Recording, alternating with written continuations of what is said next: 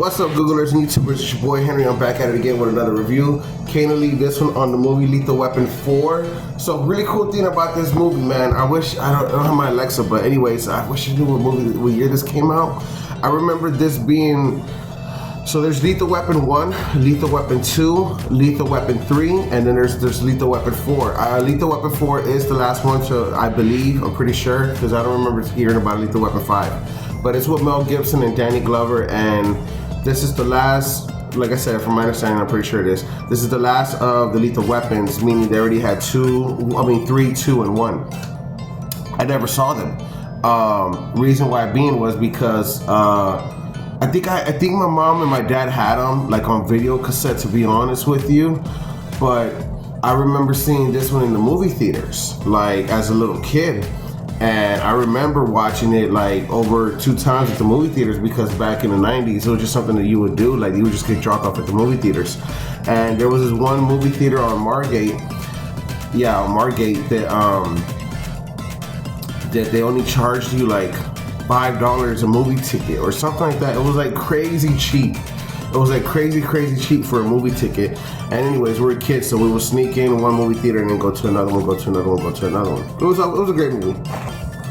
I mean, great time. So anyways, when I leave my review on the actual movie itself, coming to think about it, I remember that they find a Chinese family being smuggled into America, and they start investigating who's buying these people and who's buying them and who they're being sold to. So they make it up to Chinatown. I forgot. I'm pretty sure this movie is in California, obviously. So they make it into Chinatown, and then they go ahead and look for another a big Chinese boss, and they're like, "Hey, listen." They're like, "Sorry, I just had to do my teeth." They're like, "Hey, listen." They're like, "We think that you're involved in all this and that, blah blah blah." Anyways, they do some investigation, and they're right on the money. I didn't forget, but it's crazy because Jet Li is in this movie, and you see him when he's a lot younger. And it's really cool, man. I mean, he looks really good in this movie. He's the main villain, in other words. Like, he's not the actual like crime boss, but he's like the boss that kicks their asses. It's such a great movie, man. It's such a great movie. I remember at the end of it, I'm not gonna spoil any because it's already so old. So I hope you guys enjoy it. But I remember at the end of it, there's this badass fighting scene between Mel Gibson and Jet Li. And Danny Glover keeps like coming in and out of it, but keeps getting like his ass kicked, because the great thing about this movie is one of the great sayings in cinema history about this movie is that Danny Glover is always saying, "Man, I'm too old for this shit." And every movie, since the first one, "Man, I'm too old for this shit. Man, I'm too old for this shit." So in this one, like right before they fight or whatever, he's like, "Man, I'm too old for this shit." I don't know, it's just perfect. One of the great movies, and it's crazy because Lethal Weapon 1, 2, and 3 in movies, most movies, they always stop at 3.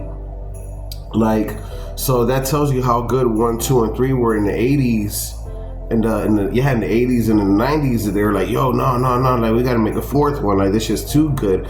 And that's the one that I grew up watching when I was a little kid in movie theaters. Lethal Weapon 4, Danny Glover, Mel Gibson, Jet Li, Chris Rock is in it too. I'm definitely gonna give this movie 5, and Joe Pasio, I think it is Joe Pasio.